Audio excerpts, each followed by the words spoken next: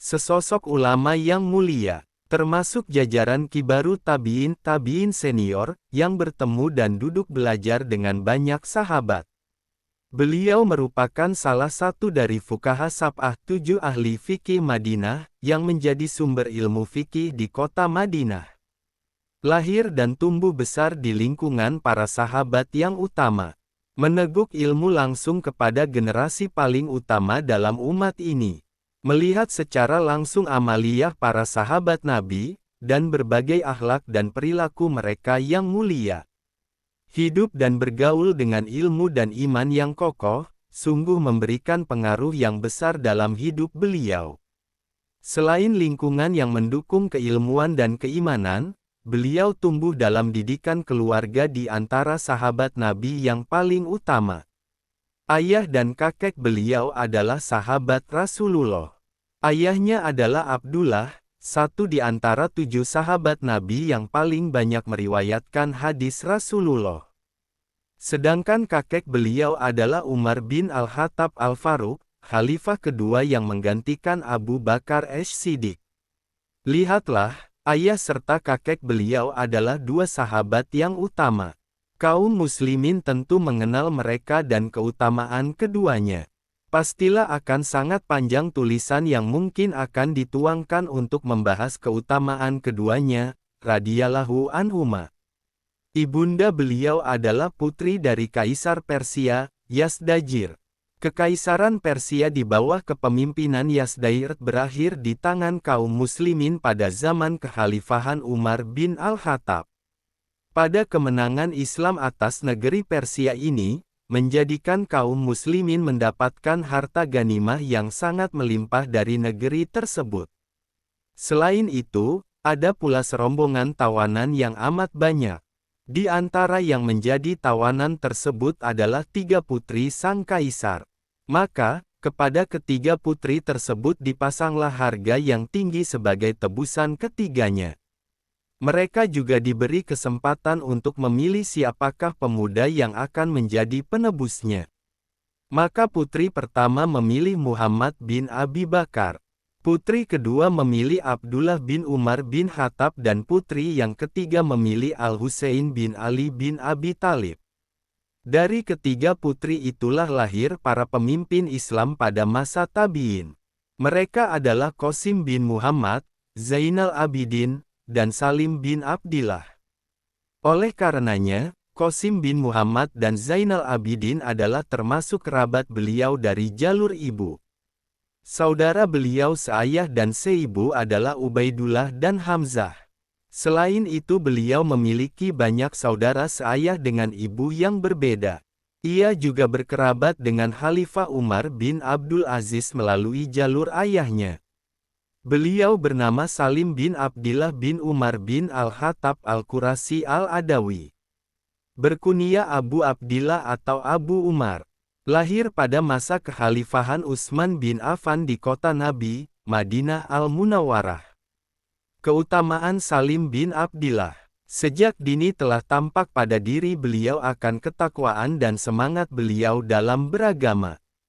Salim adalah putra yang paling mirip dalam perawakan dan ketakwaannya dengan ayahnya dibandingkan dengan anak Ibnu Umar lainnya. Karena kemiripan inilah sehingga ayah beliau Abdullah bin Umar pun mencintai beliau.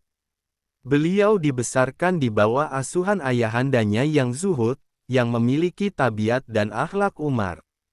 Sejak awal sang ayah sudah melihat tanda-tanda ketakwaan dan hidayah Allah pada diri Salim.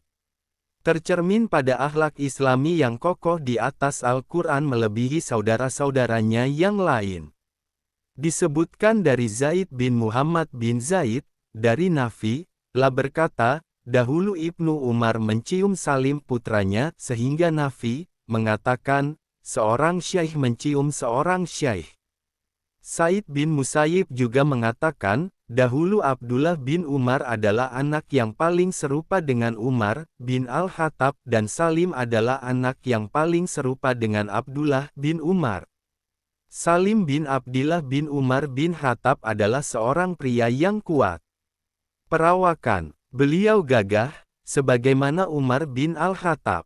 Adapun penampilan beliau, maka penampilan beliau sangat bersahaja, jauh dari kesan kemewahan, namun juga sangat berwibawa. Beliau persis seperti ayahnya yang juga seorang yang zuhud. Salim adalah seorang yang bekerja dengan tangannya dan tidak bergantung dengan orang lain. Walaupun sangat mudah bagi beliau untuk meminta bantuan kepada orang lain, dan manusia pun pasti dengan senang hati akan membantu kebutuhan beliau. Dikatakan oleh Imam Malik, dahulu Abdullah ibnu Umar keluar ke pasar untuk membeli sesuatu, dan Salim pun membeli di pasar-pasar, padahal beliau adalah orang paling utama di zaman itu. Beliau juga mengatakan, tak seorang pun di zaman Salim yang lebih serupa dengan orang-orang saleh terdahulu dalam sikap zuhud dan keutamaan. Beliau memakai pakaian seharga 2 dirham. Berkata Salamah bin Al-Abrasi menggambarkan kesederhanaan beliau, aku melihat Salim bin Abdillah memakai pakaian dari wol. Diriwayatkan oleh Ali bin Zaid dari Said ibnul Musayyib, berkata Ibnu Umar, apakah engkau tahu kenapa aku namakan anakku dengan Salim? Said menjawab, tidak. Beliau lantas berkata, aku namai seperti Salim Maula Abu Hujaifah, yakni salah satu as-sabiqunal awalun. Demikianlah, ayah beliau menamai beliau dengan Salim sama seperti salah satu nama sahabat mulia Salim Maula Abu Hujaifah, yang meninggal di awal-awal Islam sebagai seorang syahid. Salim bin Abdillah dikenal manusia sebagai seorang imam hafiz, seorang yang zuhud, dan seorang mufti negeri Madinah. Beliau menjadi tokoh para tabi'in, dan menjadi rujukan pertanyaan umat saat itu. Ilmu dan ketakwaannya benar-benar tercermin pada diri beliau, sungguh gelar-gelar panggilannya adalah persaksian para ulama dan manusia secara umum yang menunjukkan keutamaan beliau.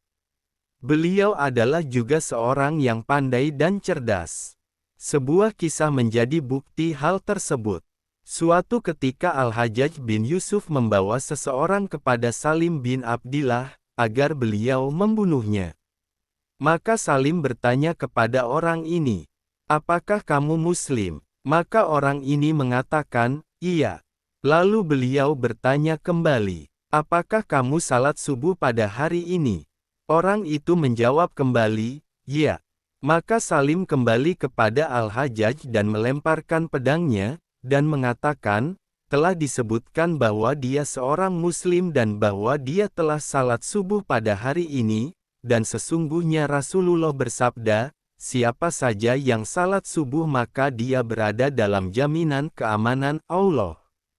Maka Al-Hajjaj pun berkata, kami tidak membunuhnya karena sebab salat, namun karena dia termasuk yang membantu pembunuhan Utsman. Maka Salim berkata, di sana ada orang-orang yang lebih berhak tentang urusan darah, Red Utsman daripadaku. Maka perbincangan itu sampai kepada ayah beliau Abdullah bin Umar. Maka Hajjaj pun berkomentar, cerdik. Dia cerdik. Selain ilmu yang dalam dan kezuhudan, beliau juga seorang yang memiliki kehalusan budi bahasa dan manisnya tutur kata. Ibnu Uyainah pernah berkata, Hisyam pernah masuk Ka'bah, ternyata di sana telah ada Salim bin Abdillah. Maka Hisyam, khalifah saat itu, mengatakan, mintalah kepadaku kebutuhanmu. Maka Salim berkata, aku malu kepada Allah untuk aku meminta kepada selainnya, sedang aku di rumahnya. Maka tatkala keduanya keluar berkata, Hisyam, sekarang mintalah kebutuhanmu. Maka Salim berkata kepadanya, dari kebutuhan dunia ataukah kebutuhan akhirat? Maka Hisyam mengatakan, dari kebutuhan dunia. Maka Salim mengatakan, demi Allah aku tidak pernah meminta dunia kepada yang memilikinya, lalu bagaimana aku akan memintanya kepada yang tidak memilikinya? Keilmuan yang tiada diragukan. Salim duduk di berbagai majelis ilmu dan hadis. Berguru kepada para sahabat Nabi yang utama. Tercatat banyak guru yang beliau ambil ilmu dan hadisnya. Di antaranya adalah ayahnya Abdullah bin Umar, Abu Ayyub Al-Ansari, Rafi bin Hadij, Abu Hurairah, Zaid bin Al-Khattab, Safinah, Abu Rafi, Maula Nabi, Abu Lubabah bin Abdil Munzir, dan Aisyah. Mereka semua adalah para sahabat yang mulia. Beliau juga menerima hadis dari para tabi'in yang satu jajaran dan tingkatan dengan beliau seperti Sa'id bin Al-Musayyib, dan Safiyah istri ayah beliau. Adapun para murid beliau, maka sangatlah banyak. Di antara mereka ada para ulama yang masyhur seperti putra beliau Abu Bakar bin Salim, Salim bin Abil Jadi, Amr bin Dinar, Muhammad bin Wasi, Yahya bin Abi Ishaq al-Hadrami, Abu Bakar bin Hazm, Az-Zuhri, Muhammad bin Abi Harmalah, Kasir bin Zaid, Fudail bin Ghazwan, Handalah bin Abi Sufyan, Solih bin Kaisan, Ashim bin Abdillah, Ikrimah bin Ammar, dan lainnya. Para ulama menetapkan bahwa Salim adalah seorang yang sikah dan imam dalam bidang hadis. Ishaq bin Ruhawai berkata, hadis yang paling sahih sanadnya bersumber dari Az-Zuhri dari Salim dari ayahnya. Muhammad Said berkata, Salim adalah seorang ulama yang memiliki banyak hadis, seorang yang tinggi ilmunya, dan seorang yang wara. Ahmad bin Abdillah Al-Ajali juga berkata, Salim bin Abdillah adalah seorang tabi'in yang sikah. Lebih dari itu, beliau juga dijadikan rujukan pertanyaan dan pendapat oleh para penguasa. Seringkali para pejabat negeri meminta saran dan pendapat beliau ketika menghadapi masalah. Wafatnya Salim bin Abdullah bin Umar. Salim bin Abdillah wafat pada tahun 106 Hijriyah. Menurut Al-Bukhari, Ataf bin Khalid, Damirah, dan Abu Nuaim, Salim bin Abdullah bin Umar wafat pada tahun 106 H. Tepatnya, beliau wafat pada bulan Zulqa'dah atau Zulhijjah menurut pendapat lain. Yang menyalati beliau adalah Amirul Mukminin Hisyam bin Abdil Malik setelah kembalinya beliau dari haji, rahimahullah. Wallahu a'lam bishawab.